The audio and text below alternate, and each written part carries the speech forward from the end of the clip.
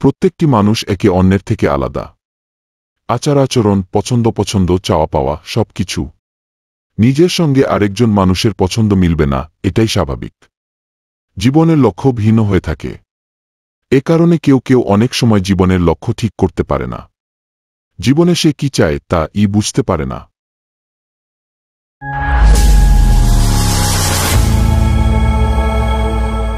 জীবনে কে বেশি মূল্যবান? আপনার জীবনের সবচেয়ে গুরুত্বপূর্ণ 3টি বিষয়ের তালিকা করুন এবং গুরুত্ব অনুযায়ী ক্রমবিন্যাস সাজান। সৃষ্টিকর্তার প্রতি বিশ্বাস করেন? করে থাকলে সেটা পরিবারের আগে আসে নাকি পরে? আপনার জন্য কোনটা বেশি গুরুত্বপূর্ণ, নিজের শখের কাজগুলো করা যা আপনাকে সুখী করে, নাকি ক্যারিয়ারের প্রতি মনোযোগ দেওয়া যা আপনার পরিবারকে সহায়তা করবে এবং একটি আরামদায়ক জীবন দেবে? মূল্যায়ন এবং অগ্রাধিকারের ক্রমবিন্যাস সাজানোর মাধ্যমে সহজেই বুঝতে পারবেন কোনো কাজে আপনি কতটুকু শ্রম দেবেন। তখন সেই অনুযায়ী জীবনটাতে এগিয়ে নিতে পারবেন। প্রিয় কাজের তালিকা তৈরি। এখানে কেবল সত্যিটা লিখতে হবে। আপনার হয়তো ভ্রমণ করতে ভালো লাগে অথবা অবসর সময়ে রান্না করা পছন্দ। প্রিয় লেখকের বই পড়া, মুভি দেখা, বন্ধুদের সঙ্গে খোশগল্প, খেলাধুলা করাও শখের কাজ, কিংবা অনেক দিন ধরে ইচ্ছে ছিল একটি বই লেখার। সেটাই না হয় লেখা শুরু করে দিন। কারো কাছে আবার ক্রিকেট, ফুটবল, সমসাময়িক বিষয় অথবা রাজনৈতিক ইস্যু নিয়ে অন্যের সঙ্গে কথা বলতে ভালো লাগে। একটা বিষয় মাথায় রাখতে হবে, আমাদের পছন্দ কিন্তু সব সময় একই রকম থাকে না। বয়সের সঙ্গে সঙ্গে পরিবর্তন হয়। যেমন 2-0 বছর বয়সে শখের জিনিস একটা ছিল, আর এখন 3-0 বছরে এসে সব পরিবর্তন হয়ে গেছে। কাঁধে পরিবারের দায়িত্ব এসেছে। ফলে অগ্রাধিকারের তালিকাও পাল্টে গেছে। তাই ভবিষ্যতের তালিকা করা যাবে না। বর্তমানে কি পছন্দ সেটাই তালিকায় লিপিবদ্ধ করুন। অবশ্যই আর্থিক দিকও বিবেচনায় রাখতে হবে। সময়ের স্রোতে না যাওয়া। বর্তমান যুগে অনেকেই সময়ের স্রোতে গা ভাসিয়ে দেয়। ধরুন, বাজারে নতুন ডিজাইনের পোশাক এসেছে। আপনার বন্ধু সেটি কিনে নিয়ে এল। এখন আপনারও ইচ্ছে হলো কিনতে। এটা মোটেই করা যাবে না। এখানে ভাবতে হবে ওই পোশাকটি আসলে আপনার জন্য আরামদায়ক কিনা। কারণ পোশাক সব সময় আরামদায়ক দেখেই কেনা উচিত। অথবা ধরুন, আপনার বন্ধু নতুন বছরে একটি সম্পর্কে জড়িয়েছে। এখন আপনারও ইচ্ছে হলো সম্পর্কে জড়ানোর এবং কয়েকদিনের মধ্যে তা করেও ফেললেন। এমনটা মোটেও করা যাবে না। পরে দেখা যাবে কিছুদিন পর বিভিন্ন ইস্যুর কারণে সেই সম্পর্কটা ভেঙে গেল। সম্পর্কের ক্ষেত্রে সঠিক মানুষের জন্য অপেক্ষা করা উত্তম, যার সঙ্গে আপনার মতের মিল হবে। একে অপরকে শ্রদ্ধা ও বিশ্বাস করতে পারবেন।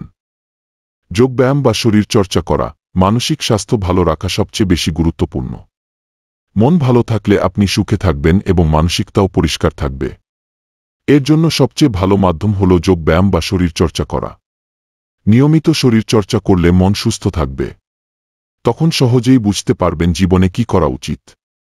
দক্ষতার তালিকা তৈরি। আধুনিক এই যুগে দক্ষতা অর্জনের বিকল্প নেই। সবারই কোনো না কোনো দক্ষতা থাকে। কেউ হয়তো ভালো বক্তা, সুন্দর উপস্থাপনা করতে পারেন। কেউ ভালো ছবি তুলে, কারো সিনেমাটোগ্রাফি ভালো, আবার কারো হয়তো লিখতে পছন্দ।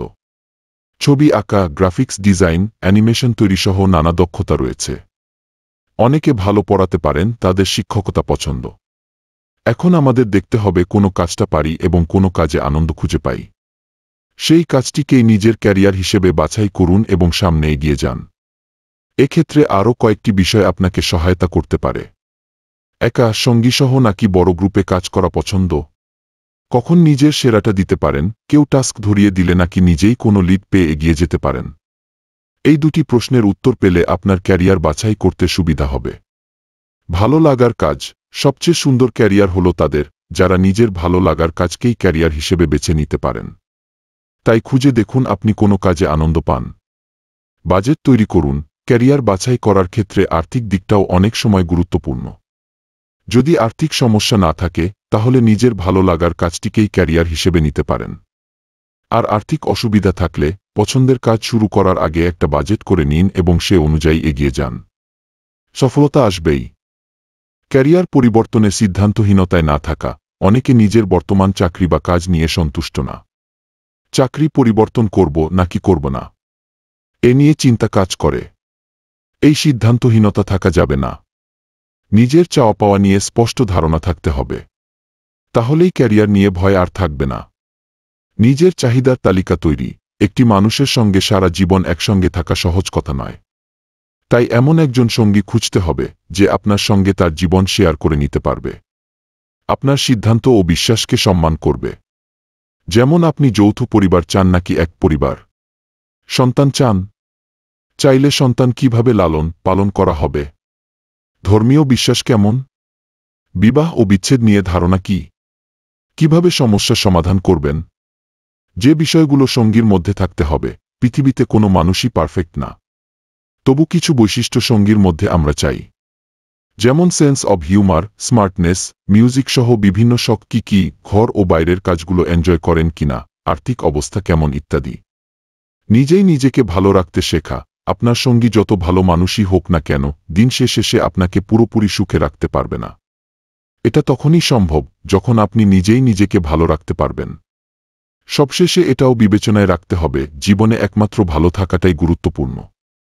তাই আপনি যেভাবে ভালো থাকবেন সেভাবেই নিজের জীবন ও ক্যারিয়ার গুছিয়ে নিন।